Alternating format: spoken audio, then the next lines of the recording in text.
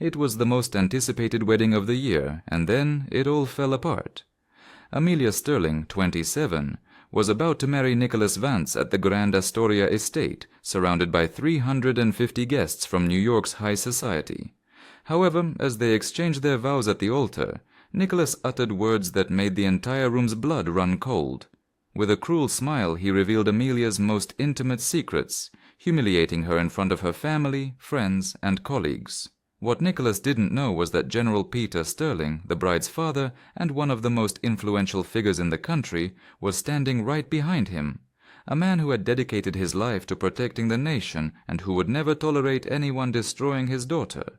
The events that unfolded in the next few minutes showed the world what happens when you underestimate a father's devotion and the resolve of a woman determined to restore her honor. The Grand Astoria estate glittered under the May sun, a jewel set in the Hudson Valley countryside. 350 guests, the cream of New York society, had gathered to celebrate what all the society magazines were calling the event of the year. Amelia Sterling, the daughter of the highly respected General Peter Sterling, was about to unite her life with Nicholas Vance, the heir to the Vance & Associates real estate empire. Amelia, at 27, possessed a classic beauty reminiscent of Hollywood actresses from the Golden Age. A graduate of Yale with a master's from London, she spoke 4 languages and worked as an international law attorney. She was an independent and determined woman, raised on the principles of honor and integrity instilled by her father. Nicholas Vance, 31, embodied the perfect image of a society-approved catch. Handsome, wealthy, charming, from a lineage that owned a significant portion of the luxury real estate in New York and the Hamptons. But behind that flawless facade was a narcissistic and manipulative individual who saw marriage as a business transaction rather than an emotional commitment. They had met 2 years earlier at a charity gala. Nicholas had courted Amelia using the same tactics he employed in his business dealings: superficial charm, expensive gifts, and extravagant promises. Amelia, who was coming out of a difficult relationship, had allowed herself to be swept away by what she believed was sincere affection. General Peter Sterling, with a 60-year unblemished military career, had always had his doubts about Nicholas. During family dinners, he noticed that the young man only spoke of money and success, never showing a genuine interest in Amelia as a person. Nevertheless, he had chosen to say nothing, respecting his daughter's desire to build her own independent life. Catherine, Amelia's mother, had died in a car accident when Amelia was 16. Since then, father and daughter had forged an even deeper bond, based on mutual respect and unconditional love. Peter had raised Amelia to believe that strength comes not from arrogance, but from the dignity and courage to stand up for one's beliefs. On that May morning, as Amelia prepared in the estate suite, wearing her grandmother's lace gown, she felt a nagging anxiety she couldn't quite explain. In recent weeks, Nicholas had become increasingly possessive and controlling. He would make hurtful comments about her friends, criticize her work, and make her feel incompetent. But Amelia had attributed this behavior to the stress of wedding planning. The guests represented the elite of American society: politicians, business moguls, members of old money families, army generals, judges. All were there to celebrate the union of 2 of the country's most esteemed families. No one could have imagined that this day would turn into a nightmare that would make headlines across the nation.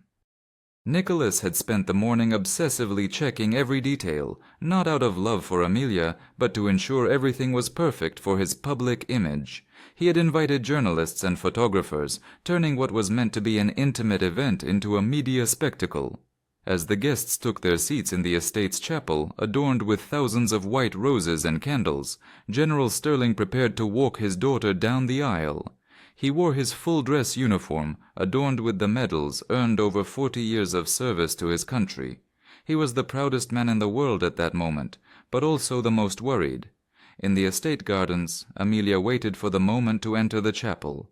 Her antique lace dress was a masterpiece of elegance. Her grandmother's veil framed a radiant face, but behind her smile, a growing unease was taking root. Something about Nicholas's attitude in recent days had been bothering her, though she couldn't pinpoint exactly why. When the first notes of the wedding march echoed through the chapel, everyone stood. Amelia entered on her father's arm, walking slowly down the aisle, where Nicholas waited with a smile that seemed strange, almost menacing. General Sterling escorted his daughter to the altar, placed a kiss on her forehead, and took his seat in the front row, just behind the bride and groom. From this strategic position, he could hear every word that would be spoken in the coming minutes. What no one anticipated was that Nicholas had planned an act of cruel and unforgivable betrayal. He believed the marriage would give him complete control over Amelia, and he had decided to begin their life together with an act of public humiliation designed to assert his dominance in their relationship. He had no idea that a man who had dedicated his life to protecting those he loved, and who would never let anyone harm his daughter, was standing right behind him. The moment for the vows arrived after the traditional readings and prayers. Father Michael, the priest who had baptized Amelia, invited the couple to recite the promises they had written for each other. It was the most anticipated moment of the ceremony, the one all the guests awaited with emotion. Amelia spoke first, her voice clear and filled with feeling. She spoke of her love for Nicholas, the life she dreamed of building together, the values she hoped to share with him. Her words were sincere, coming from the heart of a woman who thought she had found her soulmate. Many guests wiped away tears, touched by the purity of her sentiments. When it was Nicholas's turn, something in his demeanor shifted. His smile grew colder, his gaze harder. He began with seemingly tender words, but the tone carried a dissonance that only those who knew him well could detect. Then, without warning, Nicholas veered from the plan. Instead of continuing with vows of love, he began to speak about what he called the truth about Amelia. With deliberate cruelty, he started revealing intimate details of their private life, secrets Amelia had shared with him in her most vulnerable moments. He exposed Amelia's doubts, her deepest fears, the moments of fragility she had shared with him in complete confidence. He turned every secret into a weapon to humiliate her, every private moment into a tool to wound her publicly. The chapel filled with murmurs. Guests looked at each other in disbelief, unable to process what they were hearing. Amelia's face grew pale as she felt the world crumble around her. Her legs began to tremble, her voice caught in her throat. But Nicholas didn't stop. He continued by explaining that Amelia was too sensitive to be a good wife, that she had self-esteem issues he would have to fix during their marriage. He spoke of her as if she were a flawed object that he had graciously decided to accept. General Sterling, sitting just a few feet away, felt every word like a stab to the heart. He watched his daughter fall apart before his eyes, publicly humiliated by the man who was supposed to love and protect her. His hands clenched into fists, his jaw tightened as he struggled for control. Amelia tried to interrupt Nicholas, whispering for him to stop, but he silenced her with a wave of his hand, as one would a disruptive child. That gesture, more than any word, revealed the true nature of their relationship. Nicholas saw her as his property, someone to be controlled and manipulated. The guests were stunned. Some began to get up to leave, others whispered their outrage.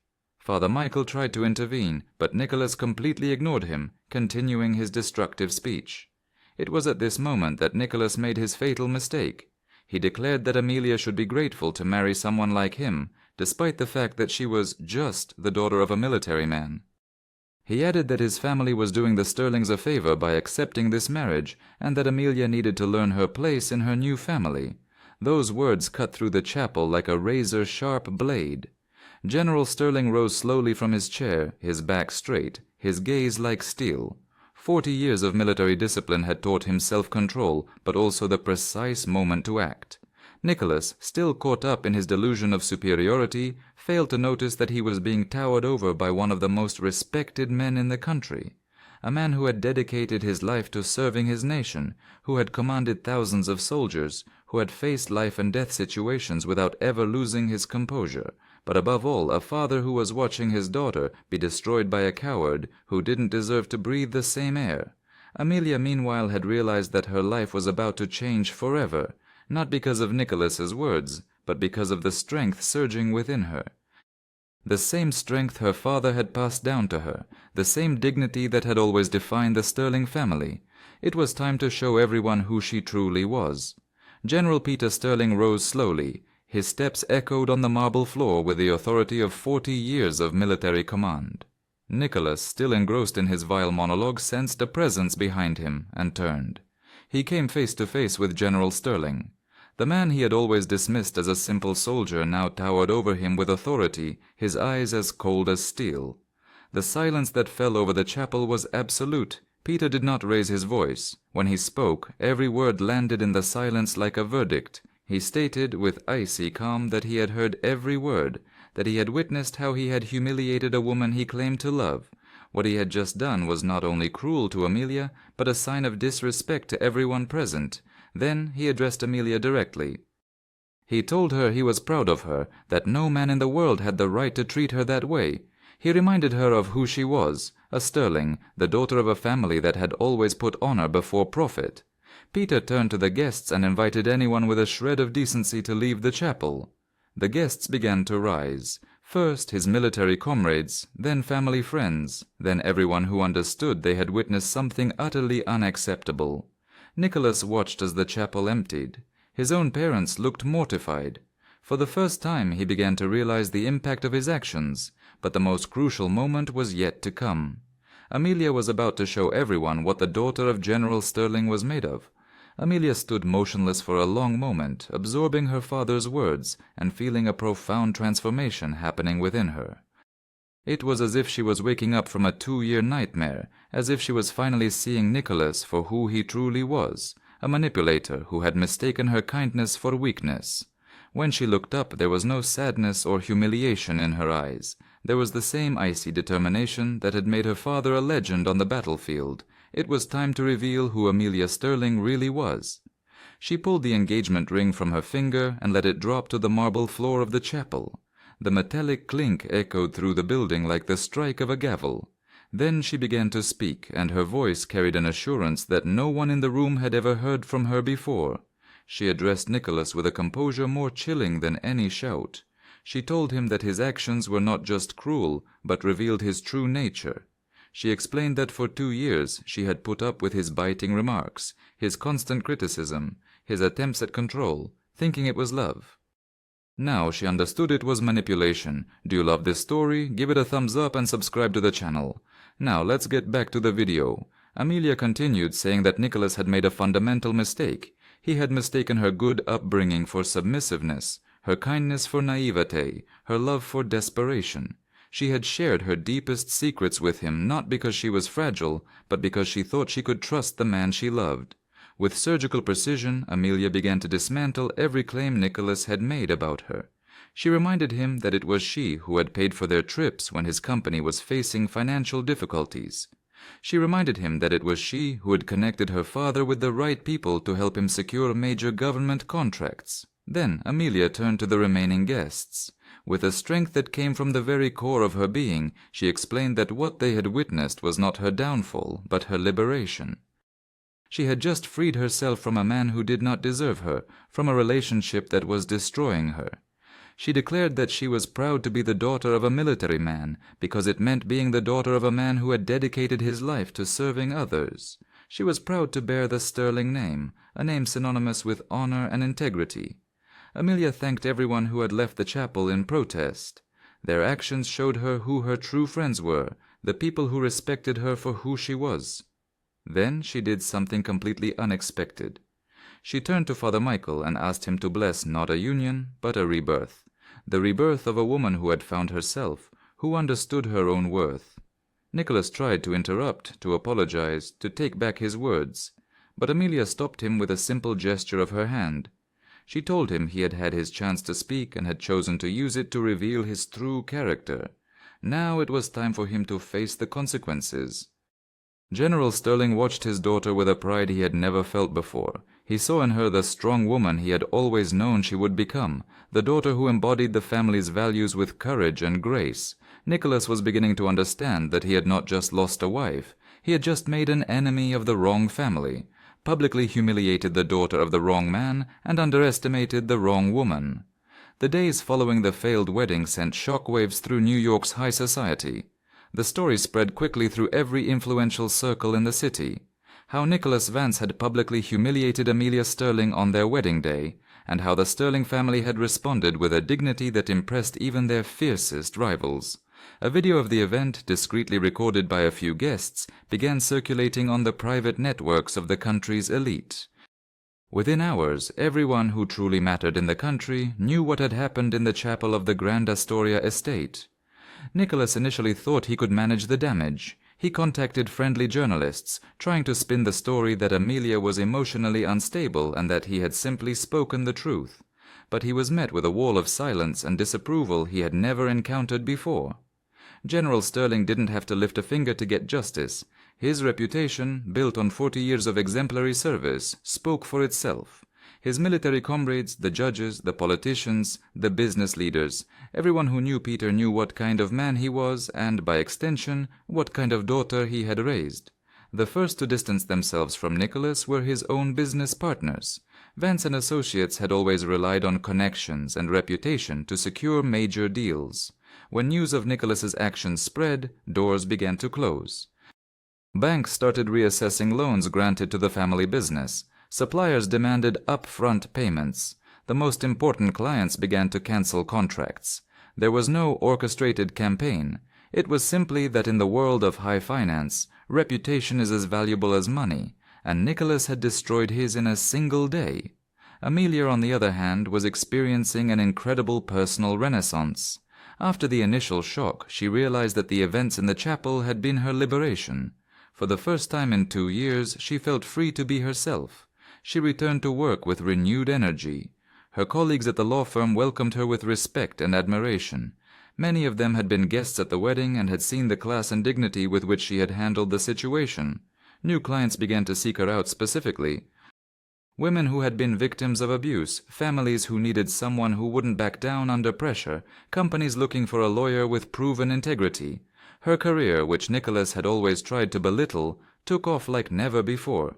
General Sterling received hundreds of messages of support from colleagues, friends, and even strangers who had heard the story. Many wrote to congratulate him on how he had raised his daughter, on his handling of the situation, and to tell him that men of honor still existed. 3 weeks after the cancelled wedding, Nicholas showed up at the Sterling residence. He had lost weight, looked like he hadn't slept in days, and his expensive clothes couldn't hide his state of distress. He wanted to speak to Amelia, to apologize, to try to fix what he had broken. General Sterling opened the door and looked at him with the same coldness he had shown in the chapel. He did not let him in. He simply told him that his daughter had moved on and that he was no longer welcome in their home. Nicholas tried to explain that he was filled with remorse, that he had made a mistake, that he was asking for a second chance. Peter listened in silence, then replied with a calm more intimidating than any shout. Some actions are unforgivable, some mistakes are irreversible, some words can never be taken back. As Nicholas walked away, his shoulders slumped and his expression defeated, Peter closed the door, knowing that justice had been served, not through score-settling or schemes, but simply by letting the truth come out and allowing society to draw its own conclusions. Amelia, who had heard the conversation from the window, felt a painful chapter of her life finally close. She was ready to write the next ones, stronger, wiser, and fully in control of her own destiny. A year after the wedding that never was, Amelia Sterling's life was completely transformed.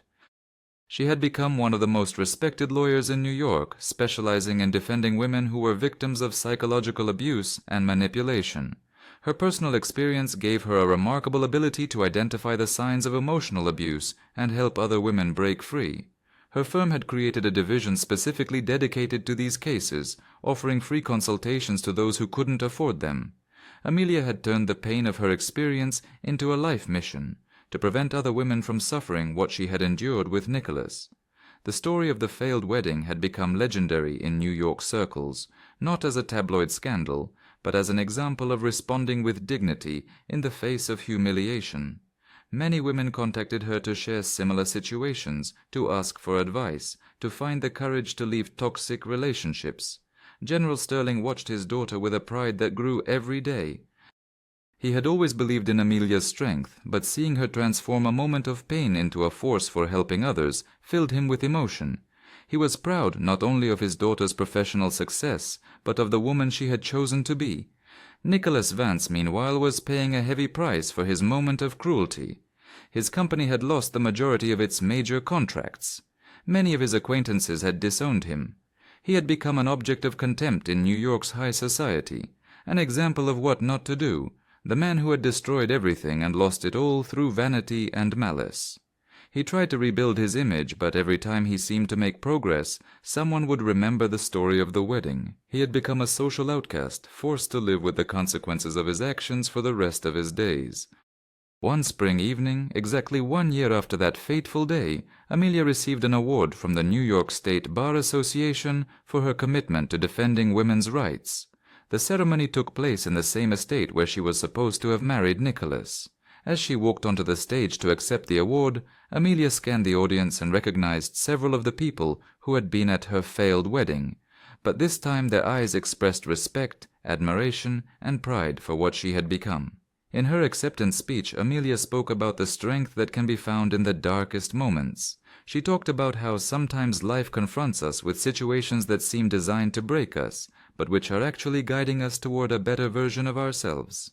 She emphasized the importance of having people in your life who love you sincerely, people who support you when everything seems to be falling apart. She looked at her father, sitting in the front row in his dress uniform, and dedicated the award to him. Without him, she said, she would never have found the strength to react as she had. She even offered a thank you to Nicholas, which surprised the entire audience.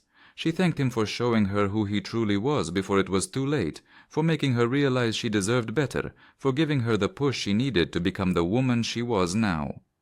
When she came down from the stage, many women approached her to congratulate her. Some told her they had managed to escape toxic relationships, inspired by her story. Others asked for her help with situations they were currently facing. General Sterling watched the scene with emotion. His daughter had not only survived an attempt at psychological destruction, but had managed to turn it into a force that helped others. She had become living proof that dignity and integrity always triumph over malice and manipulation. That night, as they walked home together, father and daughter strolled in silence through the streets of New York. They didn't need words to understand each other. They both knew that the events of a year ago, despite the pain, had revealed the true strength of the Sterling family. Peter looked at his daughter and no longer saw the young woman he had walked down the aisle a year earlier, but a fulfilled, confident woman in command of her own destiny. A woman who had turned suffering into wisdom, humiliation into power, and betrayal into an opportunity for growth. Amelia, for her part, looked at her father, and was grateful that he had taught her that honor cannot be taken away, but is something you carry within you, that dignity does not depend on the opinions of others, but on how you choose to act when you are tested. A year after the wedding that never happened, Amelia Sterling had proven to the world that sometimes the greatest victory is discovering you don't need what you thought you wanted. And that sincere love, the love of a father for his daughter, is the most powerful force in the universe for getting back up after a fall. The best revenge was simply to live fully, to be happy, and to turn an apparent failure into the greatest triumph of her life. Hit like if you believe that dignity is greater than any humiliation. Comment on the moment in the story that struck you the most. Share this story to inspire those going through difficult times in their relationships. Subscribe for more stories of courageous women and supportive families. Sometimes it takes the darkest moments to reveal our true strength. Sometimes those who seek to humiliate us give us the greatest gift. They show us who we really are. And sometimes a father's love is all you need to find the courage to start over. Because the real victory is never revenge, but the ability to transform pain into wisdom and humiliation into strength.